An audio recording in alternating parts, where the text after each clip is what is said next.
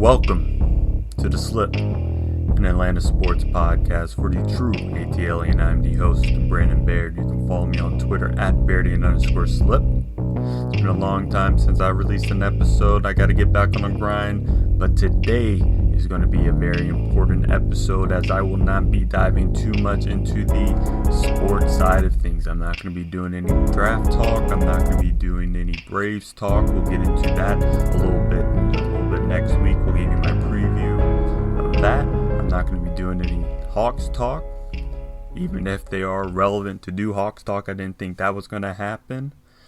But with the recent news of how the Atlanta Braves were affected by the new bill in Georgia, Bill 202, also called the Election Integrity Bill. I will be using both words, both names in this podcast.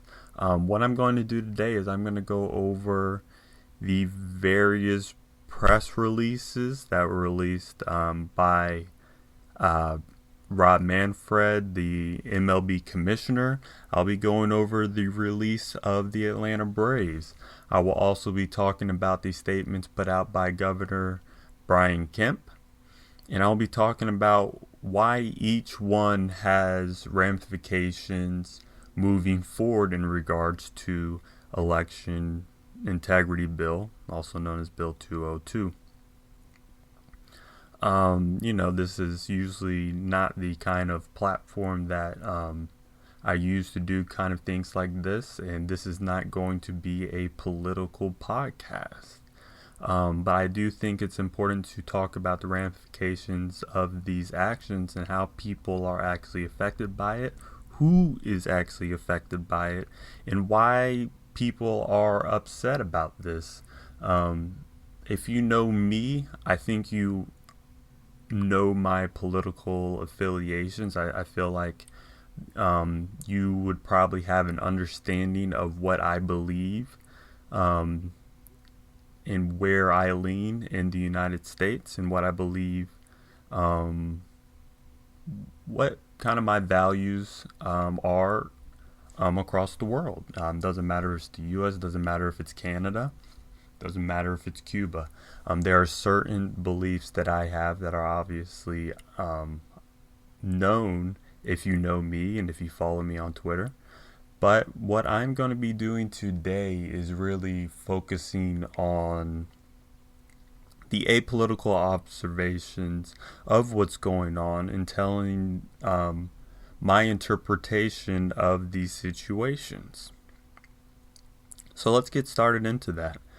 So what's going on is that on Friday about midday or a little bit after 1 o'clock p.m., Major League Baseball announced that they would be moving the All-Star Game out of Atlanta. And this is a huge thing. This has financial consequences mainly, but it also has hopefully social consequences as well. I'm hoping positive social consequences. But there has been a lot of backlash from both sides. If you're talking about backlash against the bill itself or backlash against them moving. But what the overall financial consequences would be for a place like Cobb County is that All-Star games bring in about $56 million in a 3-day span. They also are moving the draft, which is also something that's becoming more in the light that MLB is trying to boost more of. A new location has not yet been created at the time of this recording, which is being recorded on April 3rd. But they're going to have to find a new place, and it's going to be tough to find a new place. But when the election integrity bill first came into motion, it was getting a lot of backlash from places such as the ACLU, as well as the NAACP. And what these places are worried about is that it's putting more restrictions on voting, and making it a little bit tougher. They're putting a little bit more restrictions about the times, the locations, ballot boxes, and absentee ballot boxes. Those are the main focus, and we'll go into those a little bit later. But when this bill started, it was getting a lot of pushback, and then when it was passed, not this past Thursday, but the Thursday before, and signed into law by Governor Brian Kemp, then there was a lot of pushback. One of the biggest figures in America, President Biden, called it sick and un-American. And there had been other people, and there had been more calls and more talks, whether it was from Twitter, whether it was from public figures, whether it was for political figures or political activists. There was a lot of calls to move the All-Star game from Atlanta to another place due to the election integrity bill, which the voting rights entities have feelings that this is disenfranchising voters across Georgia. And when we talk about disenfranchising voters, we're talking about making it more difficult for people to vote.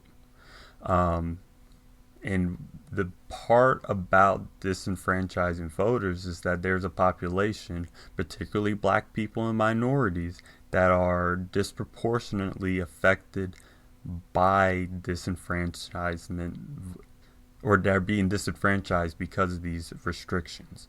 When there are more laws put into place, and more restrictions and more qualifications that you have to meet, it makes it a lot more difficult for people to vote. And, one thing I want to make it clear is that we do not know the current ramifications of what this bill will be. We'll find out in 2 years, we'll find out in 4 years. So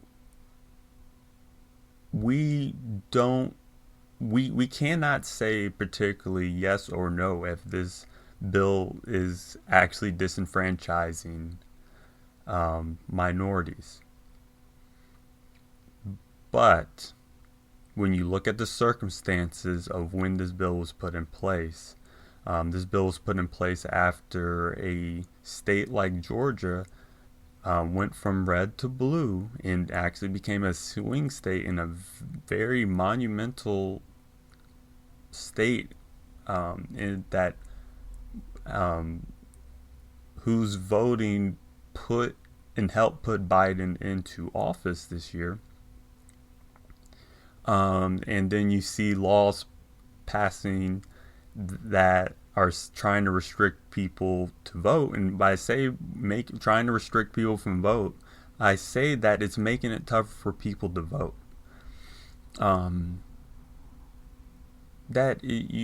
One can look at it and see that something just seems odd for it. But we're not completely sure. Maybe these are things that needed to be tidied up a little bit more. Especially with the amount of absentee ballot voting that went on across the country due to the pandemic. They want to make sure that people are actually going to the polls, which adds a little bit more security. Now, I feel that you should be able to vote from your home. I don't think there's anything wrong with it, but I do see I do have an understanding of why people would not want there to be voting absentee. There could be a little bit more voting fraud. Now, we don't know how much. So let's go into the particulars of the actual bill. When we talk about more restrictions on absentee voting, they're saying that you are actually going to have reasons to vote absentee. Hopefully we'll be out of a pandemic by then. But with that, some of the language around the bill seems a little bit off.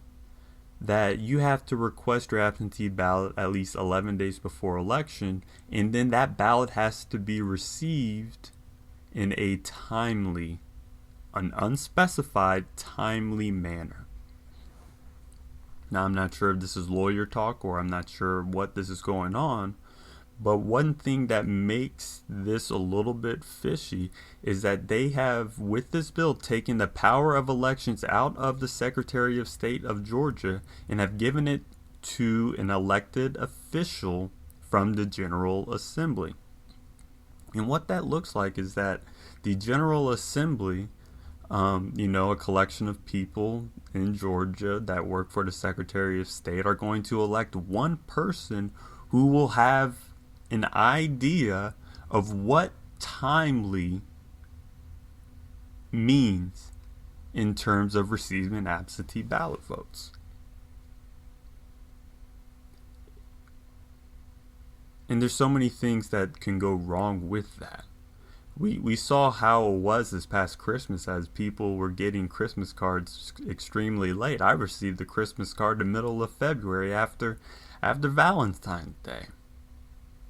So who knows if the USPS, another government entity, will actually be reliable enough to make sure that the ballots will be cast and received and delivered in a timely manner that is being unspecified by some elected official that's only being elected to run and oversee the General Assembly. Another thing about the absentee ballot votes is that they are restricting the number of ballot boxes that can be placed in counties.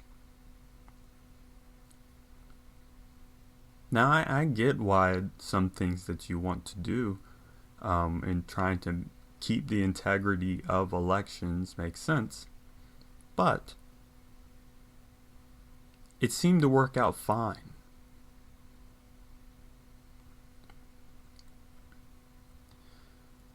So, another thing that is being happen is that you have to have ID rather than a signature to be able to vote.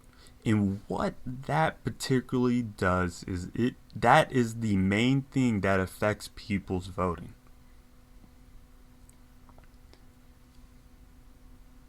I encourage everybody to reach into their pocket and pull out their ID and think about how simple it is for you to do that.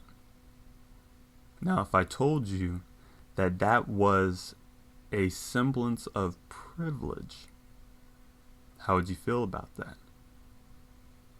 If I told you that there were other people that did not have the privilege to just get an ID to identify who they were, and the only way that they could have identified themselves was by signing their signature, which is what you were able to do previously. In that these people who do not have IDs or licenses, which is a lot more than you would think, that these people wouldn't be able to vote. And I ask you, that is not having identification actually a reason why you can't vote?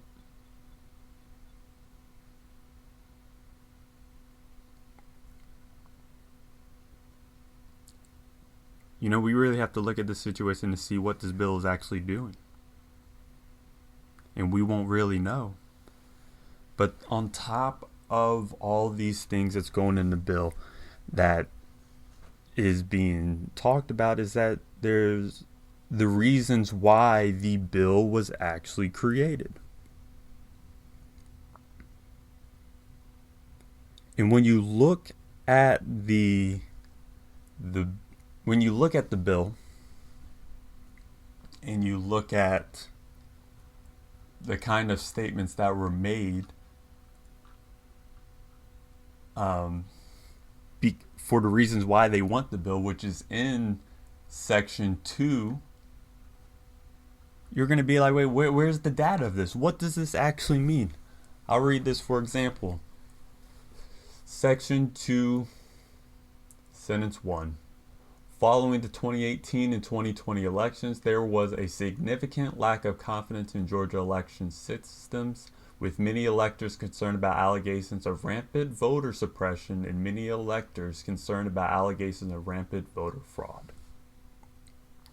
So what I was saying is that there's lack of confidence because people were suppressing votes, meaning they were making it more difficult for people to vote by moving line districts, by shutting down polling places and all types of things like that, and rampant voter fraud. Well, who was doing the suppression? Was it the people that was writing this bill, or was it the people that were actively trying to stop voter suppression? Allegations of rampant voter fraud. What does that mean? That simply means that people said, hey, that looks like voter fraud. Who knows if it was or not? And if people actually did their research about voter fraud, most instances of voter fraud are actually just mistakes. In the cases in which people actually had voter fraud and were found, the number of times that happened would not sway an election either way. And we don't even know if it was the left or the right that was doing the voter fraud. So was this actually a problem that needed to be looked at? I'm not sure. Section 2, number 2. Many Georgia election processes were challenged in court, including the subjective signature matching requirements, with the signature matching meaning that that's the reason why that's your identification, by Georgians on all sides of the political spectrum before and after the 2020 general election. Who challenged in court in 2020 election? Was it Biden that challenged the court? Or was it former President Trump?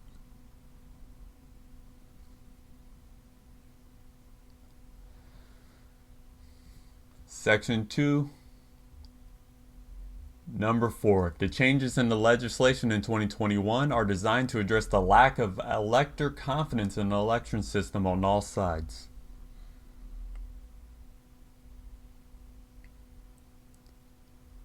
Why wasn't there a bill in 2018 when Stacey Abrams clearly lost an election because there was votes being suppressed all around Georgia? Was there lack of confidence then? Was there an election integrity bill then? And the reason why I'm pointing out these various subjects is because these are just conclusory statements that they're saying we saw some data and this is what we concluded for. Well, let me see the data. What does the data actually show? And that's something that within this bill that they don't say. That they're saying that because there's lack of confidence and that there was minimal amounts of voter fraud in the 2018 and 2020 elections, that there needs to be so many more restrictions that is going to disproportionately affect black and brown people.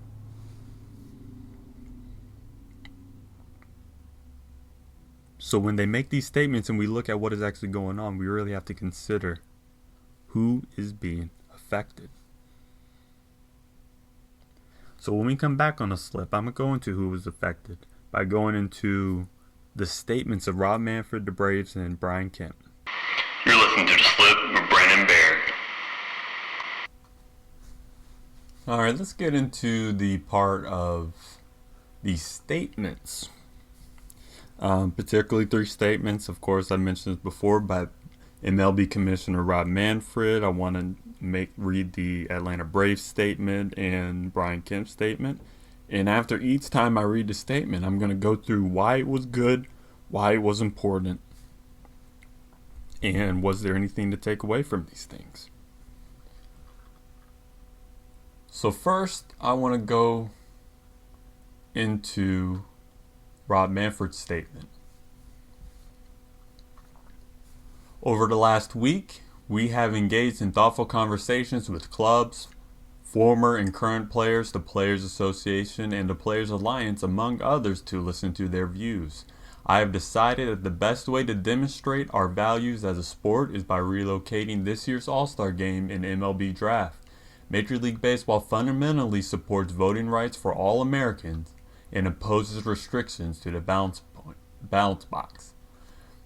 We will continue with our plans to celebrate the memory of Hank Aaron during this season's All-Star festivities. In addition, MLB's planned investments to support local communities in Atlanta as a part of our All-Star Legacy projects will move forward. We are finalizing a new host city, and details about these events will be announced shortly. I thought that was a great statement by Rob Manfred. It was simple, it was concise, and it gave enough detail about what was going on. He did not call this bill racist. He did not go into the details of the bill that he did not like. All he said is that there are values within the Major League Baseball that this bill goes against, which is that there are restrictions on voting. And it's just simple as that. That this All-Star Game was moved out of Atlanta because this law will restrict a certain amount of people from voting. I don't know what that number is. But if one person is restricted from voting who was able to legally and rightfully vote in this previous election, isn't that too much?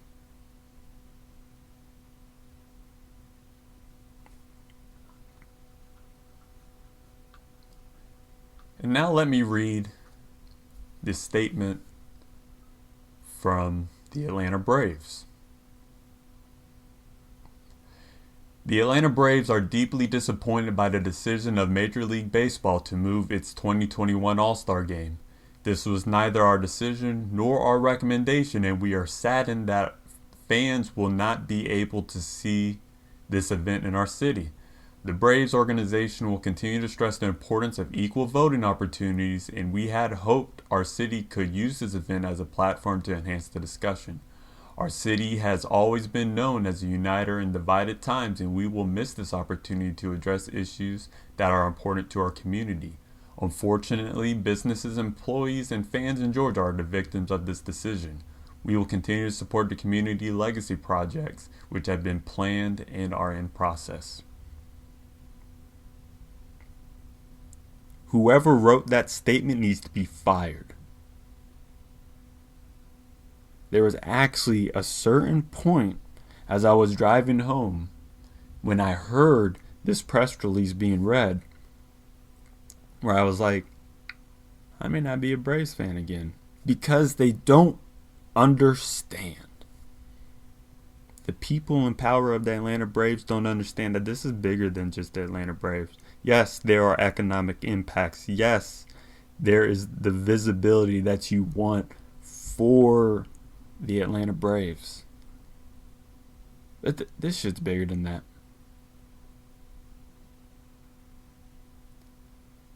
And for them to say that the victims of this situation are the businesses and the fans and the employees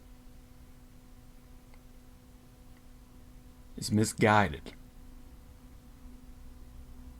Yes, they are negatively affected by these, but they are not victims.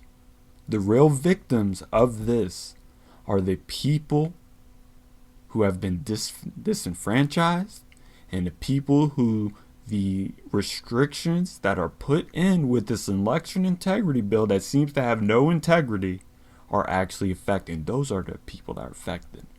So for the Braves to look at this situation and say, I care about money over civil rights is sickening. And it's something that I will never stand for. It's something that you should never stand for if you actually care about democracy, if you actually care about the values of the United States of America. Which just seems like this bill does not do. So for the Atlanta Braves to put out a statement like this and say that we wanted to use this platform to make more, maybe you should have used your platform to help out in other spots. You know who was able to use their platform? The Atlanta Dream. Maybe they should have looked at their playbook. Maybe they should have looked at how Mercedes-Benz Stadium was opened up for voting. Maybe they should have looked at how the Atlanta Hawks went out into the community and helped people sign up to vote and register to vote and encourage people to vote. And these are apolitical observations. That if you actually cared about equal voting, maybe you should talk about the real people who are victims of this bill. Maybe you should talk about the things that you look forward to doing to make equal voting across Georgia. But it's something that they just didn't do. So whoever made this press release, they should lose their job. Find another profession. Because that's who I'm slipping on. If I'm being completely honest. Because the shit that was in that press release is terrible. And the only reason why it's not being talked about as more terrible is because Governor Brian Kemp made out an even worse statement.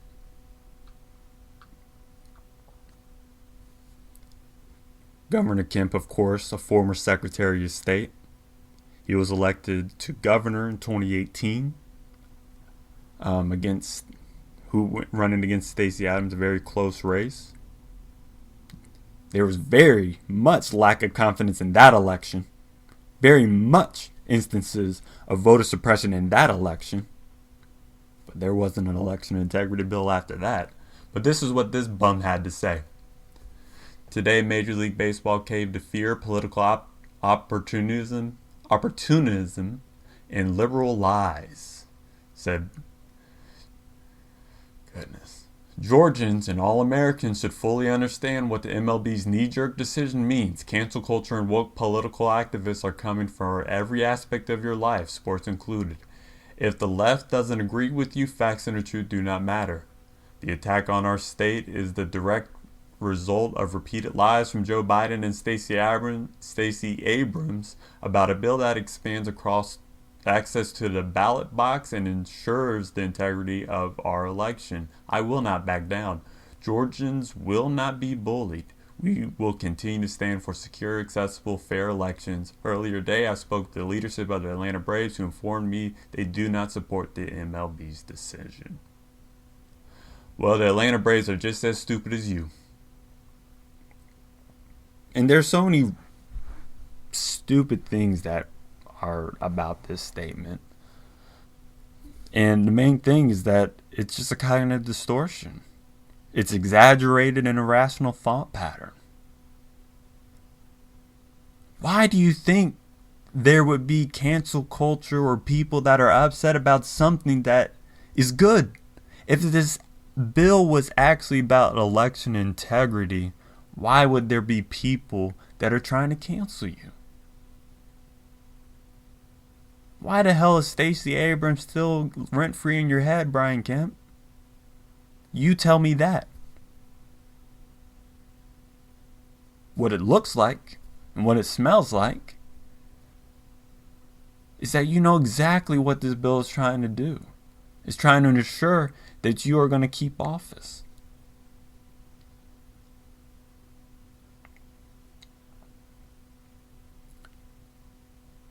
Why is someone that affected or that feels wrong when you're being canceled.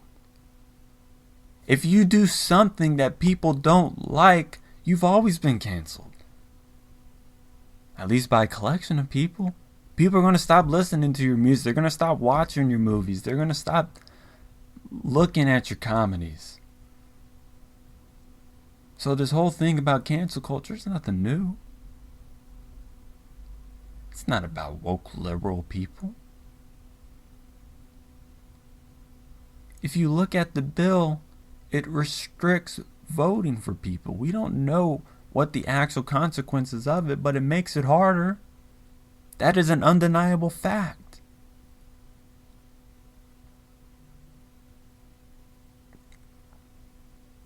And if you don't want to be canceled, don't do anything wrong.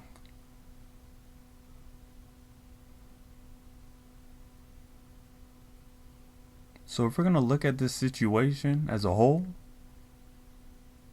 and we're going to wonder why this All-Star game was moved out of Atlanta, which I hate that it's moved out of Atlanta, but I understand. I don't know what the social impact of moving this All-Star game will be. I hope it does something. Because if we're actually going to talk about election integrity, or we're actually going to talk about equality, then maybe there should be more laws, more bills, more statutes that actually promote voting, that actually promote equality, that doesn't disenfranchise people who have been disenfranchised for centuries. And until that happens, you can miss me with that. Businesses are hurt, fans are hurt, employees are hurt. Because all that doesn't matter in the grand scheme of things. We're talking about a game.